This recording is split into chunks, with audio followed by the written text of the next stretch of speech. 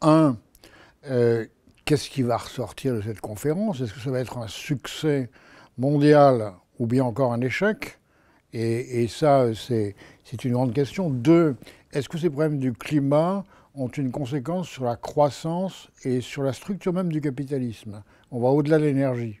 Parce que si, par exemple, on met un prix du carbone, ce qui est tout à fait souhaitable, ça veut dire que les investissements vont se diriger plus automatiquement vers des solutions moins intenses en carbone que vers des solutions carbonées. Donc ça peut révolutionner la structure même de la croissance. On se pose des questions sur la gouvernance, c'est-à-dire le processus de la COP 21 à Paris, c'est quand même une montée des pays qui vont faire des propositions. Alors ensuite, est-ce qu'il y aura des ajustements, etc. Ça, c'est très politique, c'est très national, enfin un ensemble de nations. Mais il y a aussi des propositions qui sont top-down, c'est-à-dire qui viennent du haut. Prix du carbone, ou bien taxe sur le carbone, ou bien système de bonus-malus, comme certains le proposent. Alors, comment les deux vont se concilier, c'est pas du tout évident et c'est un problème compliqué. Si j'avais un seul mot à prononcer, je dirais le mot incertitude, au pluriel. Parce que qu'on se tourne du côté des réserves de pétrole conventionnelles ou non conventionnelles, du côté des nouvelles technologies, je pense au stockage de l'électricité, du côté de l'économie, à quel coût, à quel prix, qui finance, etc., et quel niveau de tarif, que l'on regarde du point de vue géopolitique avec ce qui se passe au Moyen-Orient et ailleurs dans le monde, hein, aussi bien à cause d'un prix élevé du pétrole qu'à cause d'un très bas prix du pétrole, que c'est le cas actuellement. Donc, toutes ces incertitudes font que la sagesse veut qu'on ait une politique énergétique diversifiée. Diversifiée du point de vue technologie, du point de vue organisationnel, du point de vue institutionnel, du point de vue administratif. Donc je crois que la diversification est un mot absolument majeur. Moi, ce que je retiens finalement, c'est, me semble-t-il, trois choses qui sont applicables au niveau planétaire, c'est-à-dire en France certes, mais partout. C'est d'abord le fait de bien garder en toile de fond la diversité des solutions proposées à creuser, ce qui est totalement en phase avec la complémentarité des énergies que met en avant Coennove.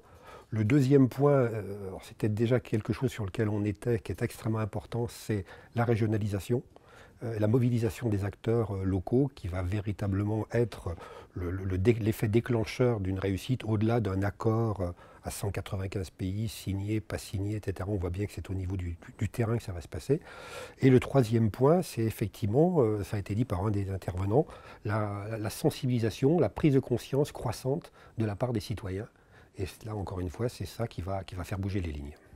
Coennove a effectivement réalisé une étude pour essayer de comparer deux grands scénarios. Un scénario relatif à une conversion massive du parc de logements chauffés au fioul ou au gaz, conversion vers l'électricité, par rapport à un scénario qui serait plutôt une rénovation massive en améliorant les équipements en place. On s'est intéressé principalement à trois critères. Premier critère, critère environnemental. Lequel des deux scénarios permettrait de réduire le plus les émissions de CO2. Et puis sur deux critères économiques. Un premier, quel est le coût de la tonne de CO2 évitée pour le consommateur, qui est en fait le coût d'investissement que doit supporter par le consommateur. Et puis le coût de la tonne de CO2 évitée pour la collectivité, qui reflète, lui, les centrales à cycle combiné gaz de production d'électricité qui seront nécessaires pour alimenter en électricité ce parc de plusieurs millions de logements en électricité. La conclusion principale est la suivante, c'est que le scénario de conversion massive est une fausse bonne idée et le meilleur scénario, le plus pertinent économiquement et environnementalement, c'est bien sûr le scénario de rénovation, parce qu'encore une fois, il permet de réduire de façon significative les émissions de CO2 d'une part, et il permet avec des technologies plutôt abordables et simples et disponibles de réduire encore une fois ces émissions pour un coût très supportable par le consommateur. On a essayé de tracer une trajectoire à l'horizon 2030, puisque la France s'est fixé des objectifs à cet horizon. Et on a essayé de se baser sur les hypothèses que s'est fixée la France en matière de nombre de logements rénovés. Donc sur cette base de 500 000 logements rénovés par an, On a réalisé un scénario basé sur une rénovation presque de l'ensemble du parc de logements, chauffé au fioul, à l'électricité ou au gaz. Et ce scénario, cette trajectoire basée principalement sur la condensation, nous permet d'évaluer à 18 millions de tonnes, donc c'est-à-dire à peu près 80% de l'objectif sur le résidentiel, les réductions d'émissions de CO2. Aujourd'hui, les territoires énergie positive sont presque 200. Notamment grâce à l'appel à projet qu'a lancé le ministère et qui vise à faire émerger des territoires qui produisent au moins autant d'énergie renouvelable qu'ils n'en consomment et qui veillent à réduire leurs besoins d'énergie par la sobriété, par l'efficacité énergétique et produire à partir de toutes les sources d'énergie renouvelable possibles. Et c'est des territoires qui ont choisi de faire de l'énergie un thème de projet de territoire, de développement économique, de création d'emplois, d'attractivité, un projet aussi social de protection des habitants. Donc aujourd'hui, c'est une dynamique qui fonctionne très bien, qu'on a lancée en 2011 et qui aujourd'hui prend une ampleur importante. Chaque fois que le gaz est renouvelable, il peut avoir une place, et même une place importante. Le gaz, on ne le considère pas comme propre ou sale en tant que tel. C'est comme l'électricité, c'est un vecteur, un moyen d'emmener l'énergie d'un producteur vers un consommateur.